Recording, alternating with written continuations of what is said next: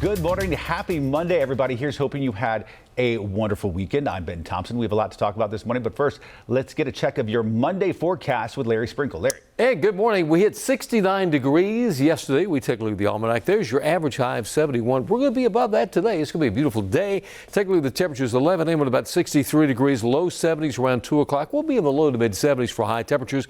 Taking you to midnight, a mild 57 degrees. You may wake up to temperatures in the mid 50s tomorrow morning. So take a look at our 7-day forecast. Nice warm up on the way. Back to those really mild temperatures for tomorrow. We'll hit close to 78 degrees. Wednesday and Thursday, upper 70s, maybe 80 degrees in a couple of spots. More clouds around on Friday, but still mild. It does look like our next chance of rain comes on Saturday. Could be a few showers, not a complete washout. Then we're back to 71 degrees, which is the average high temperature this time of the year. That is your first warn forecast, Ben.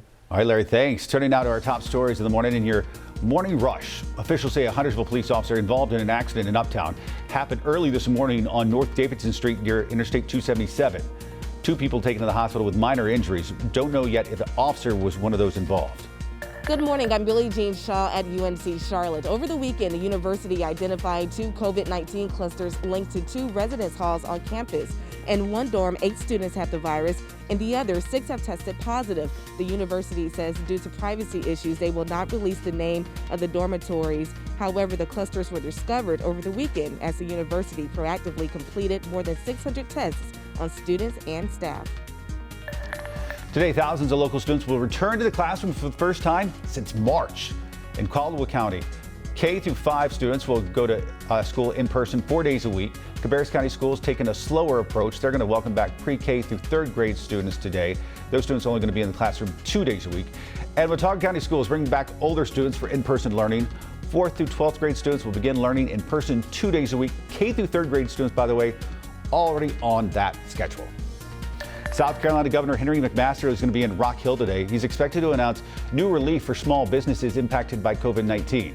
The money is coming from the CARES Act passed by Congress earlier this year.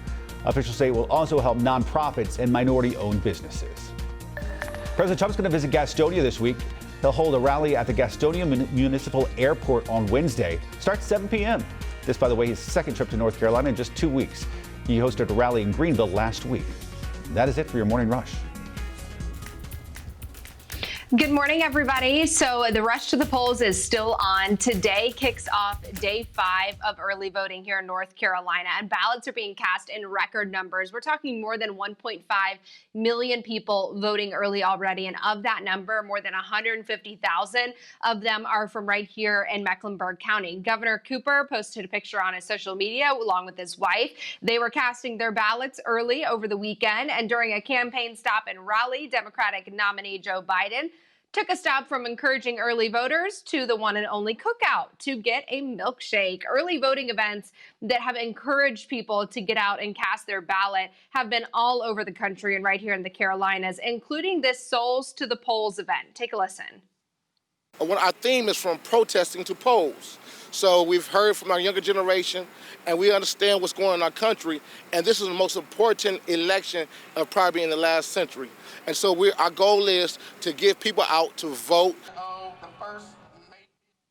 That event held in the heart of our city right there at Romare Bearden Park in Uptown. And even on Sunday, people were headed to Bank of America Stadium, but not only for the Panthers game, but to cast their ballot. Picture there of the voter entrance line. And make sure you are sharing pictures with us of your I voted stickers, whether it's early on election day or by mail. Use our hashtag WakeUpCLT. Drop a comment if you are planning to vote early today, and let us know if you have any questions related to the election. 704-329-3600 is our number, so you can always text them straight to us so we can help get them answered. Ben. All right, sounds good. Rachel, thanks. Time now to connect the dots when we make the news. Makes sense. Today, multiple districts in our area sending more kids back to the classroom. We just mentioned that a few moments ago. And listen, while you may be anxious, and understandably so, about sending your kid back to school in a pandemic, new studies show that for the most part, safety precautions in the classroom are working. As schools continue to bring students back to the classrooms during this pandemic, we're getting an idea of how it's going. The answer appears to depend on the school. Let's connect the dots. For K through 12 students, the impact appears minimal. Reports show there have been more than 53,000 cases in those schools. While that number certainly is not zero, statistically, it does not appear to be a huge driver of cases. Colleges and universities are a different story. According to analysis from USA Today, college towns made up 19 of the 25 biggest outbreaks in the country.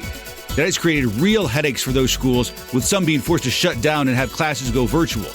Experts do warn it's too early to draw any sweeping conclusions. Some districts are not reporting cases in schools, and kids are not tested at the same rates as adults. We also still don't know how well children spread the virus. For kids headed back to class, experts still recommend masks, social distancing, and plenty of hand washing. And that is Connecting the Dots. And now to some stories to keep you and your family safe and sound today. Winter is coming and folks are stocking up on the essentials. A new survey shows the top things people are buying: face masks, paper products like toilet paper, and vitamins. 70% of people say they are bracing for the toughest winter ever, and evidently they think they need masks, toilet paper, and vitamins. All right, now you can go to the movies with no concerns of social distancing. AMC will now let you rent out an entire theater, for only $99. Up to 20 people can attend your private screening, available at multiple locations in Charlotte and across the Carolinas. That could actually be pretty neat and pretty safe, hopefully, too. Nifty. Of course, make sure to watch us every single morning, not just here on our digital edition of Wake Up Charlotte to Go, but also over on the broadcast version as well, starting at 4:30 a.m. on WCNC Charlotte.